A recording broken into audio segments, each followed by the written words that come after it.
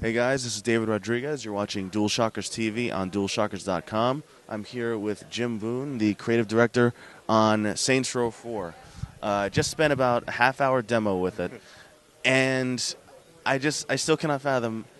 You guys are. This game is crazier than Saints Row 3 somehow. You managed it. Yeah.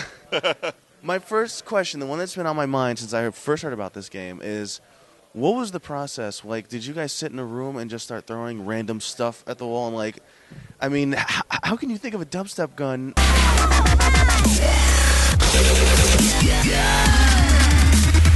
And these telekinetic powers. Yeah, we started off, the story that we love to talk about is at the end of Saints Row 3, we're trying to figure out, like, what do we do past this? Like, we've kind of done everything. Where do you even go from here? And then you kind of take a step back and start thinking about things. And the first big thing that we came up with were the superpowers. Because the thought there was that it feels like a fun thing to be able to add to Saints Row. It's got the right kind of tone of over-the-top nature and everything. But it also hits like a couple of our core mechanics with driving. And now you can navigate by like gliding through the air and running through the streets. And then with combat, you have these offensive superpowers like telekinesis you mentioned, or blast, or stomp. And so it totally changes combat. And so here's this fun thing that could kind of change up the gameplay. Then from there, we started talking about how, okay, but if you're fighting against gang members, this doesn't make a lot of sense because, like, you've got all these superpowers. So what, we need an enemy that's going to be worthwhile against all this stuff.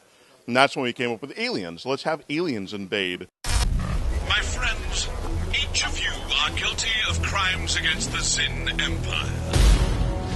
Swear your fealty, and I will empower you to be wardens of Simulation 31. And then ultimately, a little bit later is when we came up with, like, let's have him be the president of the United States. He's already been having this trajectory, right, from the crack house to the penthouse. So let's take him to the White House. And so that's kind of like, those are the big ones that we kind of added in. And then everything else from there is just, the team gets together. They just do an awesome job of coming up with crazy ideas that just are a lot of fun to be able to do. Yeah, no, being a fly on the wall in that developer's room would have been, because that whole process must have been just exhilarating. It definitely is. One of the things we always joke around about is that it's very rare that we'll have an idea that we think won't fit within the game. And our design director will often talk about how at one point we actually had a dragon that you could ride that would breathe fire on people.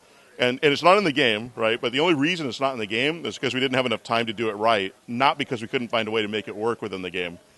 So, like, we that's one of the things that's so awesome about Saints Row is that we feel like whatever's fun and whatever's cool, we can find a way to make it work and have it make sense. Yeah, no, I definitely got that impression when I was playing through the demo.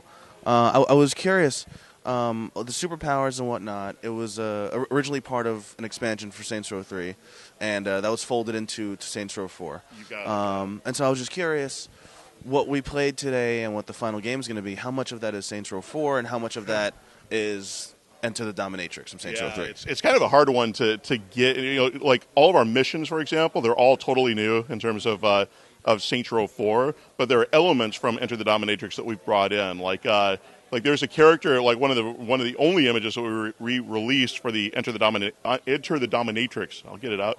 Was of this character named Paul, this giant can. We brought him into the full game and have a mission that's surrounding him now. But it's a totally different mission than what we had done before in the expansion pack. And we did that with a lot of things, like the superpowers.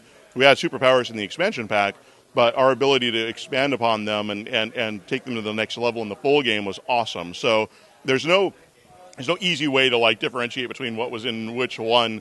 But the key thing for us is that we've taken everything and expanded it, and it's all a brand new version. And we didn't want to just try to take elements and just stuff it in and maybe it wouldn't fit. Like, there are things we kind of had to deconstruct to make it work within the full game.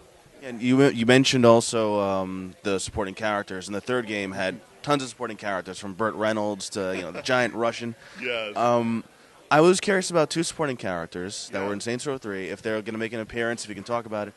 Professor Genki, who's one of my favorite characters in Saints Row 3, and Johnny Gat, because he was there, he died off screen, and then he was a zombie. Will those characters be in the game? So I can tell you that Professor Genki is definitely back. In fact, we have a whole new activity that's dedicated to him.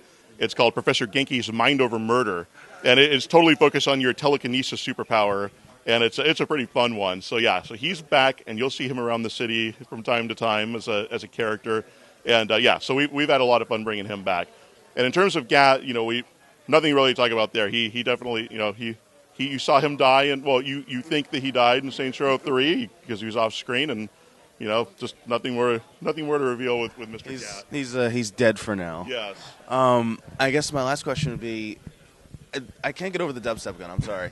It's just, how did you, when you were constructing the dubstep gun, what was the whole process in putting that together, and like the way it would affect people to make them start twerking all over the place? What was the thought process behind that? That was a long one. That was one where really just about every element within the studio had a hand in getting this thing to come together. There was I believe it originated back with our audio director back in Saints Row the Third, where he had this idea of just like, what if there's a weapon that has the power of sound and can kill people? And then from there, it just took on a life of its own. And I mean, like, everyone has contributed to this thing in terms of bringing it together. And you just thought of the most obnoxious music you could think of currently, and it's dubstep dubstep gun. gun. To kill you, exactly, right? All right, well, Seems like it'd be the most powerful sort of music. Yes. Heavy on the bass and the right. BPMs. Exactly. All right, well, that was Saints Row 4. We checked it out today. It's definitely looking very, very insane. And comes out on August 20th for PS3, 360. And PC. And PC. Exactly. So you guys can check that out. You've been watching DualShockers TV on DualShockers.com. Thank you very much. Take care.